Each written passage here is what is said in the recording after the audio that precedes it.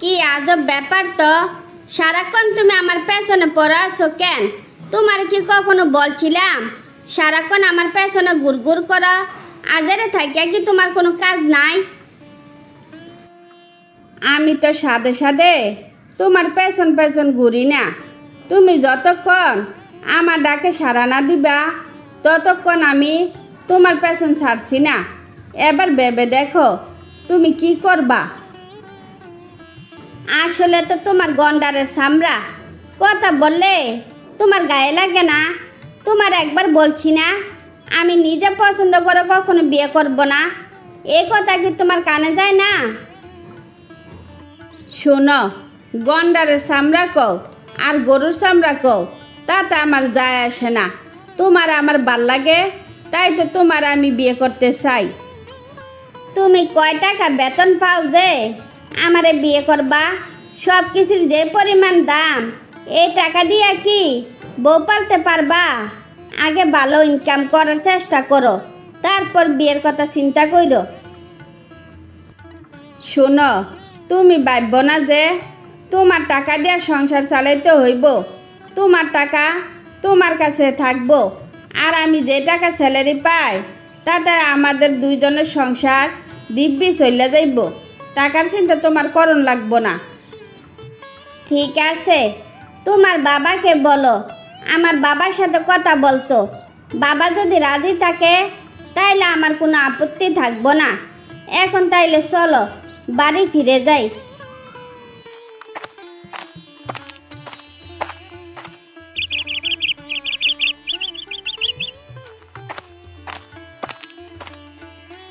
কি রে শাওন, আমি এসব কি শুনছি? নিজে নিজে বিয়েও করে ফেলাইলি, আমরা একবার জানাইলিও না, বিয়ার খানাও খাওয়াইলি না। কাজটা কি তুই ঠিক করলি? আরে দোস্ত, সে মেলা কাহিনী। নীলার বাপটা আমার কাছে বিয়ে দিব না, অনেক কাহিনী কইরা কোনো রকমে ম্যানেজ কইরা বিয়া শাদি করছি। তার জন্য তোরা শোনাইতে পারি নাই। হইছে, আমার আর জ্ঞান দিতে হইব না। যা বুঝার আমি সব বুঝা ফেলাইছি। তো এখন বল, বউ দেখতে শুনতে কেমন? নিজে পছন্দ করে বিয়া করছি, এখানে দেখাশোনার কি আছে? এখন বল, তোর বউ কেমন আছে? খুব ভালো আছে।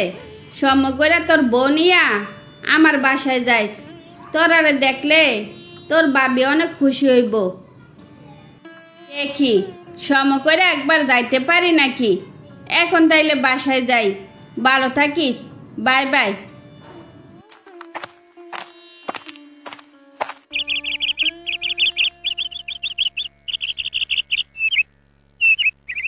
রান্না বান্নার জন্য ঘরে কিচ্ছু নাই, বাজার করে আনলে রান্না বান্না করব, তারপর সবাই খাবো। তুই কি গরু নাকি? যা আনি তা একবারে খাইয়া ফেলাস? একটু কমাইয়া খাইতে পারস না? খাইতে খাইতে একেবারে হাতির মতো হইয়া গেছস। এভাবে খাইতে থাকলে এই হাতে আমি পালতে পারবো না। সি সি সি, তুমি এভাবে কথা বলছো কেন? আমি তো তোমার সংসারে কম টাকা দেই না, যা বেতন পাই সবটাই তুমি নিয়ে নাও, তারপরে এভাবে কথা বলছো? শোন, তুই যে টাকা বেতন পাস ভালো করে বাসা বারো দিতে পারি না। আর তোর মতো হাতের পিছনে আমার হাজার হাজার টাকা খরচ কইরা আমি কুলাইতে পারি না। মিথ্যাবাদীর মতো কথা কইতাছো কেন? এই যে 3 বছর হইল তুমি আমারে ফুসলিয়ে ফাসলিয়ে বিয়ে করছো, তুমি কি একবার কইতে পারবা কোনদিন আমার একটা ড্রেস কিনা দিছ, নাকি একজোড়া জুতা কিনা দিছ, নাকি মাছ মাংস আন্না খাওয়াইছ?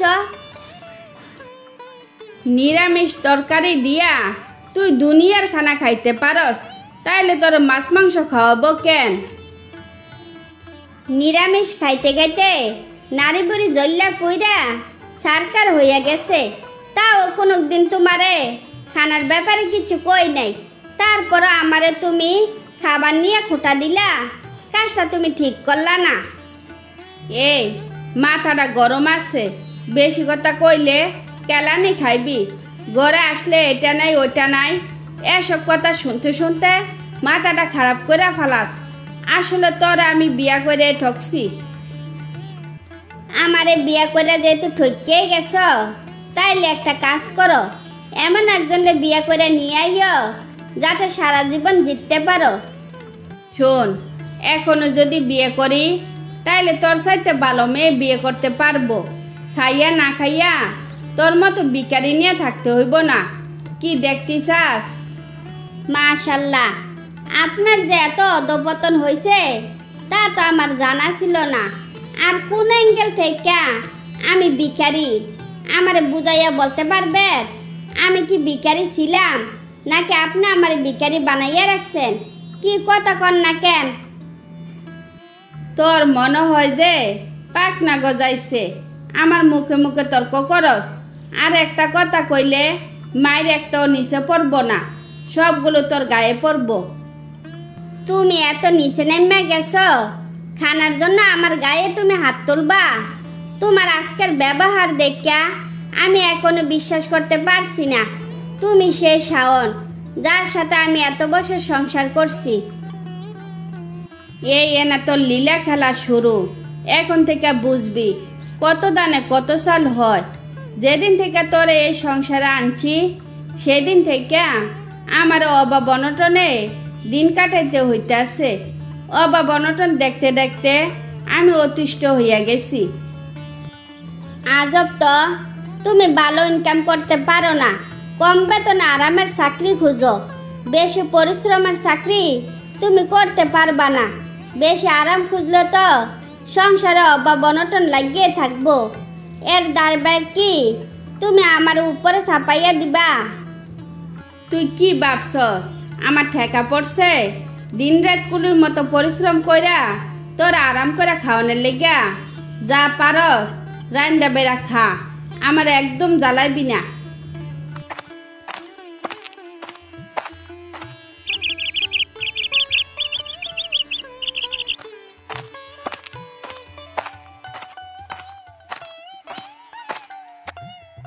এই তোমার সাথে এটা কে?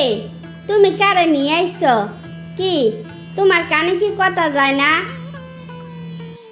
তোর চোখে কি সমস্যা? তুই কি দেখতে পাস না আমি কারে নিয়ে আইছি? তোর সাথে ভালো চাকরি করে, মেলা টাকা বেতন পায়। তোর কি হিংসা গাজলে নাকি? তুমি কি যে কও, হিংসা গাজল কেন? তুমি যে আমার এত বড় একটা উপহার দিবা কোনোদিনও তোমার কাছ থেকে আমি আশা করি নাই। তুমি নিজে পছন্দ করলা, আবার তুমি নিজে আমারে ঘৃণা করলা। যেখানে থাকি তোমার খোঁজ খবর রাখবো তুমি কেমন আছো। চাইলে সতীনের সংসার করতে পারস, তাতে আমার কোনো আপত্তি নাই। তোর আপত্তি না থাকলেও আমার আপত্তি আছে, তাই আমি চলে গেলাম। ভাবি, তুমি এই দুপুরবেলা এই রোদের মধ্যে কই যাইতাছ? তোমার ভাই নতুন বউ আইনা আমার উপহার দিছে। এত দামি উপহার আমি গ্রহণ করতে পারি নাই দেখা এই সাজানো গুছানো সংসার ছাইরা চলে যাইতাছি।